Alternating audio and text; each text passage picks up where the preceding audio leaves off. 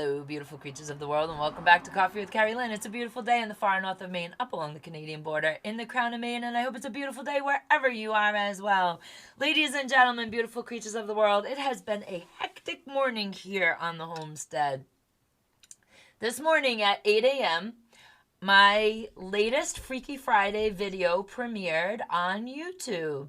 And I was late getting to the party. I ran down the virtual red carpet, and luckily, when I came in from the barn, my husband had a hot cup of coffee waiting for me on the kitchen table. So I got to sit down and watch the premiere and live chat with my subscribers this morning. And I am like over the moon that this got to happen. Ladies and gentlemen, beautiful creatures of the world, I am a content creator that absolutely knows without my subscribers, without the likes on the channel, without the comment section, I will not get moved up into the algorithm. Therefore, there will be no channel. So I appreciate every single person who has subscribed to my channels, whether you are on Rumble, YouTube, Spotify, iHeartRadio, Amazon Music, or YouTube Music. I completely and totally thank you guys from the bottom of my heart. Goals are being realized for me, and it's just amazing and exceptional, and I am so glad you guys are on this journey with me. This channel started last year. It started after I got C19 very, very bad in 2022, and it started as a way for my brain to recover from the damage of the illness. And here we are. I wanted this channel to always be interactive, me and my audience. I wanted this channel to be a community. I wanted to show people that have adversity in life that they can get over that adversity. If you go back a year ago and watch my videos, I could hardly speak some days. It was absolutely crazy. I kept losing my train of thought. And here we are just over a year later. And well, I keep losing my train of thought anyways, but it's just one of those things. Ladies and gentlemen, beautiful creatures of the world, if you have adversity in life, we're here for you. If you have wins in life that you can't share with people, we're here with you. And we want you guys to know that we absolutely appreciate you being here on this channel, watching all the drivel that I put on. Some days are better than others, aren't they? If it pops in my head, flies out my mouth, and sometimes we're both very, very surprised. Ladies and gentlemen, beautiful creatures of the world, today is Groundhog Day, and I want to wish everybody a happy Groundhog Day. Now we're moving into the favorite part of the year, and that is when we start planting our gardens. Oh, I'm so excited. Here on the homestead, we build our own soil. We use our own compost. We do not use fertilizer. We grow all organically, and I grow all heirloom vegetables. We seed save. Sometimes we buy fresh stock in. It just depends on what happened the year before. Now, let me tell you, when you garden without commercial fertilizer, it was a choice that we made a long time ago, because you never know when the fertilizer is going to be unavailable. And we did not want to contaminate, bastardize our soil with a lot of chemicals and eventually kill the soil and kill the biomes in the soil.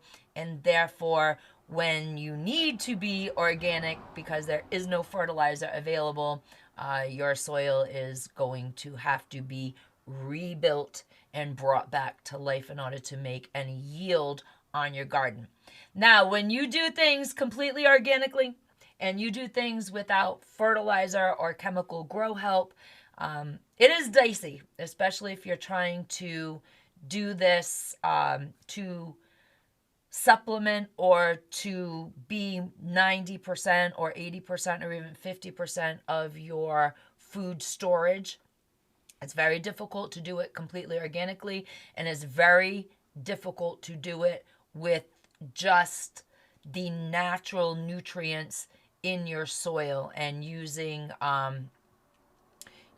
things such as your dinner scraps, using things such as your coffee grounds and your rabbit poop and your chicken poop to help build and fertilize your soil. So it's very difficult, and we do not grow all of our food sustenance on the homestead. It is just a part of my food pantry. It is not my whole food pantry, because we do know we've had years where it's just not worked out at all. There are starvation years if you try to go all organic without fertilizer. But we saw 2020, and now we are in the phase of last year. Farmers up here couldn't get fertilizer at a good price, and it was just madness and mayhem. And our soil, like I said, is built around nature itself.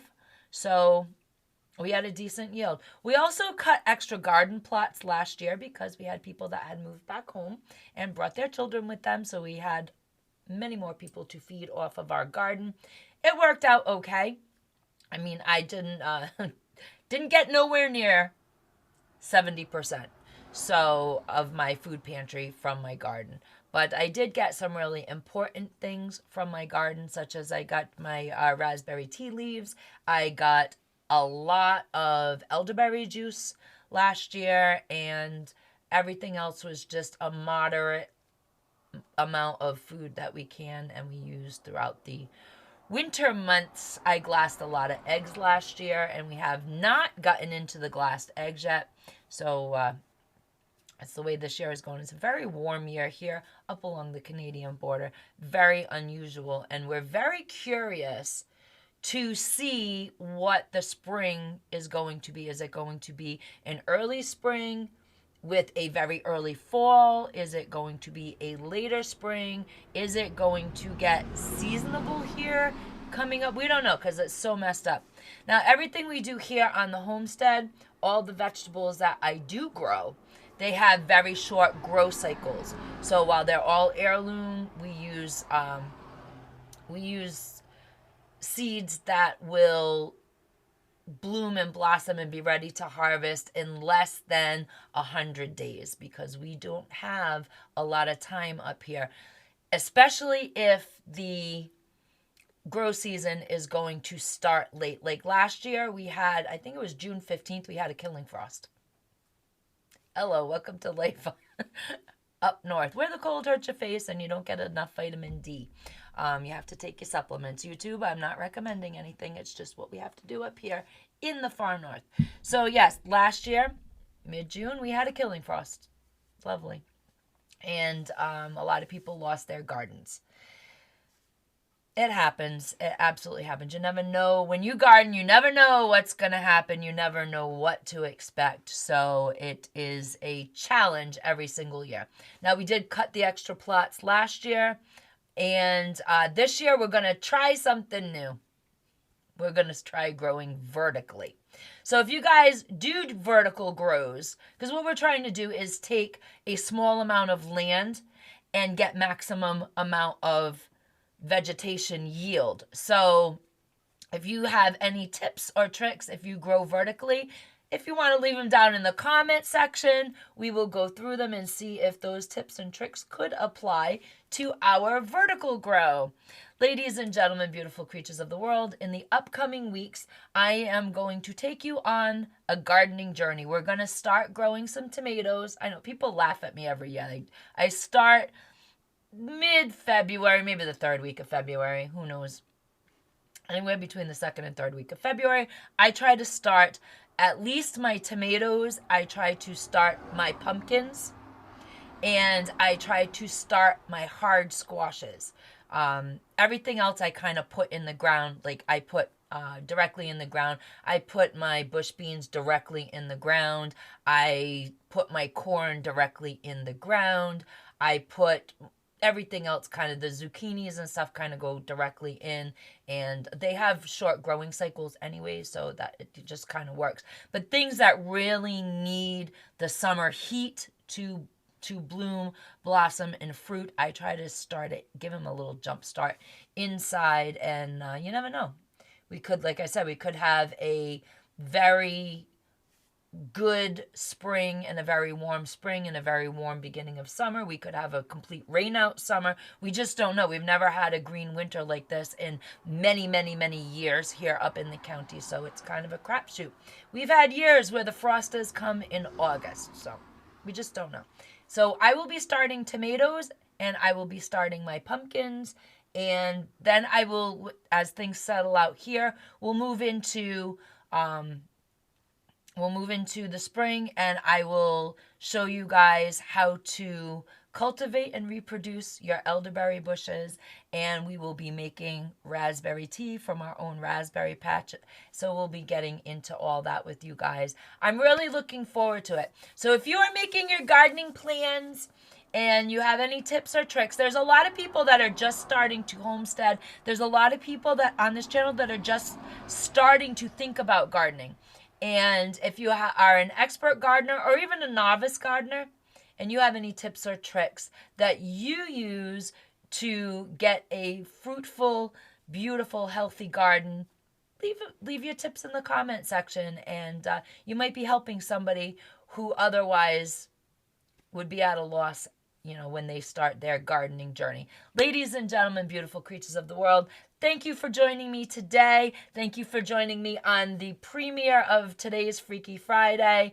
And we're going to get back to you probably around Monday, because we're going to party up this weekend. Our grandbaby turns 4 tomorrow. Our little grandson turns 4. And we're going to be partying on the homestead and just hanging out with that little guy. Ladies and gentlemen, beautiful creatures of the world, carpe diem, because no one promised you a tomorrow.